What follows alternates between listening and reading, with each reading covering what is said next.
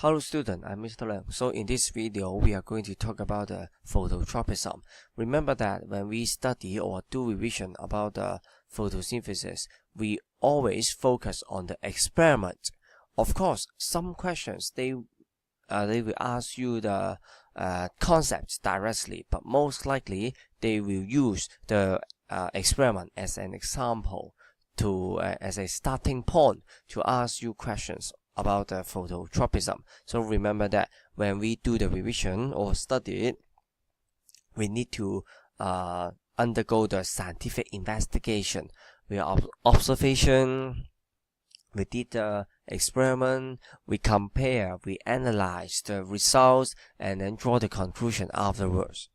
So we are going to talk about the MC question first. First, for the question 8 is talking about the importance of phototropism to the plants. So remember that is talking about the whole plant. So both shoot and roots will be in consideration. So for the phototrophic response of the shoot, of the root, you can refer to the textbook or you can refer to the worksheet, okay, in the lesson. So for the shoot, positively phototrophic, and for the roots, negatively phototrophic. So for statement 1, 2, 3, so most likely you will see that the statement 3, okay, is correct for the shoot to reach a position where there is sunlight, and also the root, okay, because they escaped from the sunlight, negatively phototropic, so they will grow deeper into the soil to get better anchorage. So at least statement 2 and statement 3, they are correct. So how about statement 1? It ensures that the roots can get water from the soil. So more probably, according to the concept that the roots, because they are negatively phototropic, so that's why the root, they will grow deeper to the soil and get better anchorage. And according to some textbook or according to some exercise, okay, somehow they may further elaborate this concept to that because the roots, they can grow deeper to the soil, so they may have greater chance to absorb more water and more minerals. Now remember that it only increases the chance of water absorption and mineral absorption, but it doesn't guarantee that once the root, it grows deeper, they must be able to get more water or get more minerals. So remember that for the root, okay, if we talk about whether they should get more water or absorb more water, absorb more minerals, we are not talking about phototropism. During the lesson, I also talk about the hydrotropism. That means the plants, the root, they will tend to the water source. But somehow we are going to talk about the phototropism. That means the only factor it will affect the plant under this concept is light only. So we only focus on light in this question. So for the root, actually is negatively phototropic. That's correct. So that means they will grow to the area where it's a little bit darker. Okay, so for example, in the natural world, okay, for the soil, grow deeper, escape from the light. And coincidence is that the plants, I mean the root, they may also obtain more water when they grow deeper, but it's not a must. Okay, there is some coincidence, but it is not a must. So for statement 2 and statement 3, okay, they are the correct answer. So that's the answer is C. And for the question 9, it's talking about the experiment, okay, to investigate the effect of IAA concentration. That is one of the auxins, okay, one of the type of auxins on the growth of the shoot of 2 species of the plants. So for this graph, remember that the y-axis 0 and above 0 positive and below 0 negative, okay, they have their own meaning. above 0, greater than 0, positive, it means the stimulation. Smaller than 0, that means negative. It is referring to the inhibition. And for 0, okay, that means normal growth. Okay, how can we determine what is normal growth? That means for that plant, okay, for that species, actually we do not adjust, we do not change the oxygen concentration, and just let it grow normally, just let it grow naturally. Okay, and then we have another experiment samples. Okay, so they will experience the changing of the concentration of the IAA or the oxygens. Okay, so later on we shall compare the plants, okay, the growth rate of the plants under the changing concentration of IAA with the untreated control. Okay, just grow normally, the plants grow normally, and then we can get that, or whether the growth rate is promoted or the growth rate is inhibited, or just normal growth as usual. So in this graph, I want you to do something for you to analyze the graph easily. First of all, I want you to use a ruler to make a line, okay, from the peak, okay, to the concentration of the IAA to mark down the optimum concentration for the plant to grow. And the second one is about the concentration range for stimulation. That means for a particular range of the IAA, it will show that there is a stimulation for the species 1 or species 2 plants. Okay, so for example, for species 1, the concentration range for stimulation would be from 0 to this point. Okay, because beyond this point the growth rate is inhibited. Okay, of course at this point it's normal growth, beyond this point will be inhibited. Okay, and the third one is about the concentration range for inhibition. That means from which concentration, okay, the range, the growth of the species 1 or species 2, they are inhibited. So you can see that, for example, for species 2, okay, from this point normal growth, but beyond this point, okay, actually the growth rate is inhibited. So we can see that the concentration range for inhibition is here. Okay, that range.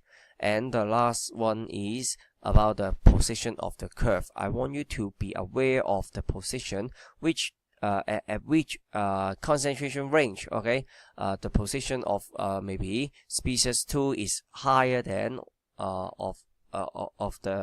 higher than that of the species 1, or at which position, or at which concentration the position of the curve of species 1 is higher than that of the species 2. Okay, so actually that's a simple ways, okay, for us to analyze the curve. And for the question, okay, according to the graph, okay, which one is the correct conclusion for species for option A?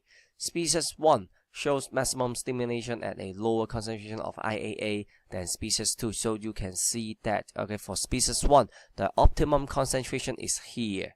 Okay, but for species 2, the optimum concentration is here. So actually, it should be a higher concentration for IAA as the optimum concentration. So option A is wrong. And for option B, species 2 starts to show inhibition at a higher concentration of IAA than species 1. So we can see that for species 2, the growth, okay, will be inhibited at this particular concentration, and actually beyond this concentration, okay, the growth is inhibited.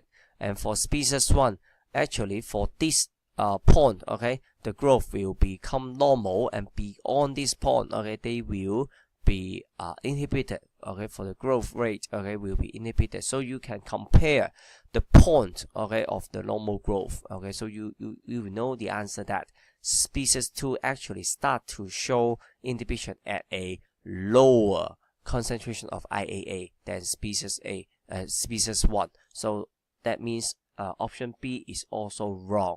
So we have option C and D, so you can make the choice for us. Okay, so species 1 shows stimulation over a greater range of concentrations of IAA than species 2, and also species 2 is stimulated at some concentration of IAA that inhibits species 1. Now for option D, I would like to talk a little bit more. For species 2, okay, is stimulated at some concentration of IAA that inhibits the species 1. So you can see that by looking at the concentration of the IAA, okay, for the stimulation of species 2.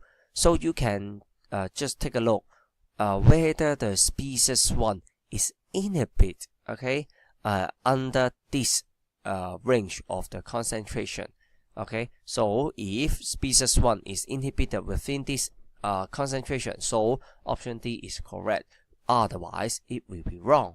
Okay, and question 10 is about the experiment, okay, of the phototropism done by Darwin. Is a very similar experiment. Okay, for the coleoptile P, okay, the tip is not covered. So under the unilateral light, okay, actually it will grow and bend. And for the coleoptile Q, okay, actually the tip is covered by the aluminum foil. So that's why even under the unilateral light stimulation, okay, it only grow vertically but without bending. Okay, so that's the very similar experiment, okay, done by Darwin. So if you do not remember it well, so you can check the textbook or check the worksheet, okay, for reference.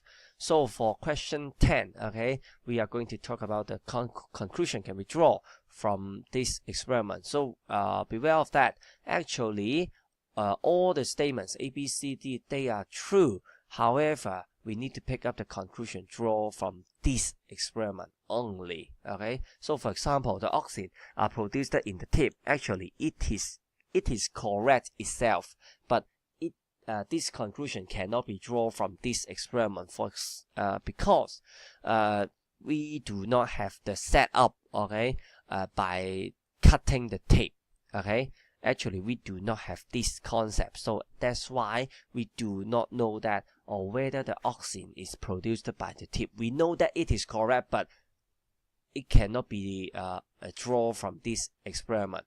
Also, for the option B, oxygens are required for the phototropic response, just like option A, okay, because we do not have the setup that by cutting the tip out. Okay, so actually we did not know that, or whether the oxygen, okay, is produced by the tip, and whether the oxygen they are involved in the phototropic response. Okay, and for option C and D, that's your choice again. Okay, so which one is correct? The tip is essential for growth, and also the tip is sensitive to unilateral light. Actually, C and D, they are true, but which one is the true conclusion can be drawn by these two setups. Okay, so in this experiment, we are going to investigate the effect of the concentration of the oxygen on the growth rate of the shoot and the root. So there are 2 points I would like to highlight before we go deep down into the questions. So for the first part is that for the shoot and for the root, actually they are all decapitated. Okay, that means the tip, okay, they are removed.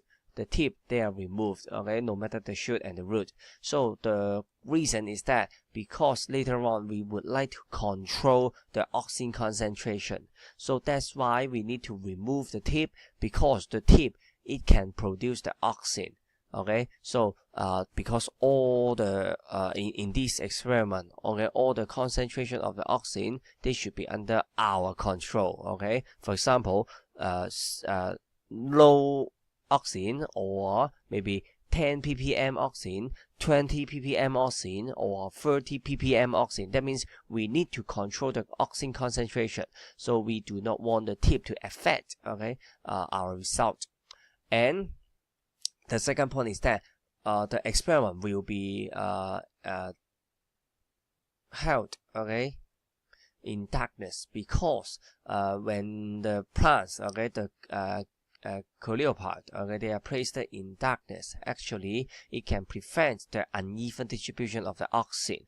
Because in this experiment, I just want to know that whether the plants, okay, the shoot and the roots, they grow, okay. I don't care whether they bend or not, okay. So I don't need the uneven distribution of the oxygen and need to any bending of the shoot or the root after growth. So that's the concept. So for the experiment, we keep the coleopard, okay, and the root in darkness for 2 days, okay, and let's see whether they will grow. And for the plants, okay, because the tip, they are removed, so that's why we need to replace the tip with the agar block. So one type of the agar block, the blank one, that means without oxygen at all, okay, replace it to the body, okay, to the coleopard or the root, okay. And for the this part, okay, this agar block, okay, actually it is a control setup, untreated control setup, because there is no oxygen, okay. We just let it grow naturally, okay. So it could be regarded as the standard growth or the normal growth of the shoot. And for the other agar block, actually they contain the oxygen of identical concentration. So for the shoot, for the root, we use the identical concentration for them to make sure that it is a fair test, okay. I don't care whether the oxygen concentration is high or low in this agar block, okay. I just want to ensure that these two agar blocks, they contain the same concentration of the oxygen. For example, I use 10 ppm oxygen concentration here for the shoot. We must use the 10 ppm oxygen concentration in the root, okay, to make sure that it is fair. So after 2 days, okay, we can see the result, okay. For the normal growth, okay, at least we can see some growth. And for the shoot, okay, with the agar block containing a certain concentration of the oxygen, okay, it also show growth, okay, also grow up. And for the root, okay, for the agar block without oxygen, it also grows. And also for the agar block containing a certain degree of a certain concentration of the oxygen, it also shows growth. But the growth, okay, is a little bit higher or taller than the normal growth, okay. So that means the growth, it should be promoted. And for the question, okay, because we would like to compare the effect, okay, of the concentration of the oxygen on the growth of the shoot and the root, okay. So as I said before, for the root, okay, we can see that for a certain degree of certain concentration of the oxygen, okay, the agar block was placed above the root. Actually, it will need to a higher or greater growth, okay, of the root. So that means for the root, okay, the growth will be promoted. So that means option B, okay, is wrong, okay, because it say that the root, okay, the growth will not be promoted, okay. But actually it is promoted because the growth rate is higher than the normal growth, right?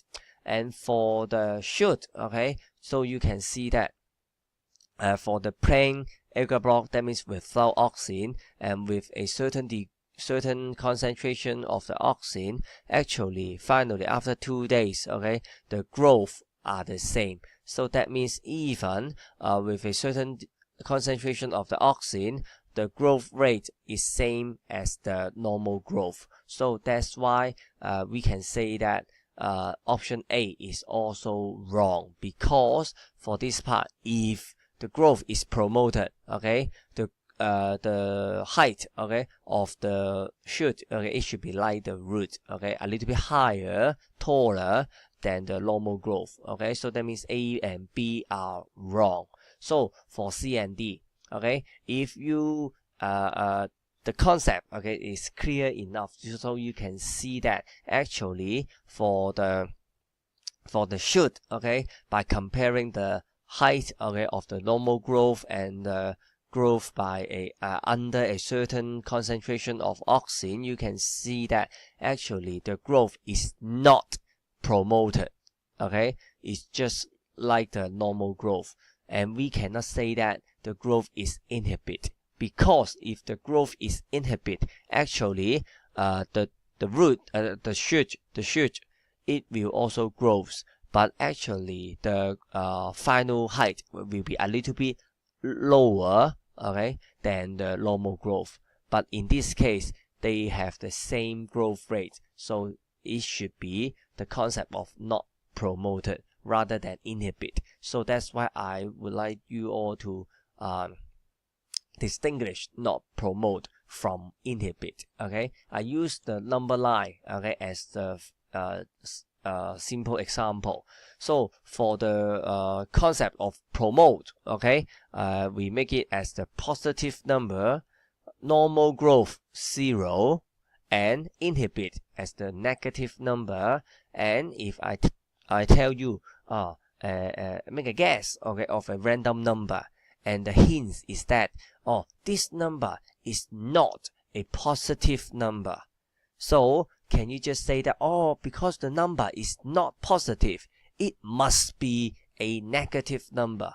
Probably no, because you have 0. Okay, even the number is not positive number, it doesn't mean that the number it must be the negative one, because the number can be 0. Okay, so the point is that even the growth is not promoted, it doesn't mean that the growth is inhibited. Okay, so actually the growth, okay, is normal, is also the case, okay, for not promoted. But if I say that the growth is inhibited, so it must be the negative side, right? Or the other example is that love, hate, or indifference. Okay, so you can say that if I ask you just a random person on the street, and I say that do you love this person, and you say that I don't love this person, so can I say that you don't love this person, that means you hate this person? You cannot say so, okay, because even you don't love it, it doesn't mean that you hate this person. Okay, you may just a neutral feeling to this person. Okay, so if the case is that if you really say that I hate this person, it's the really negative meaning. Okay, so that's the concept for question 11.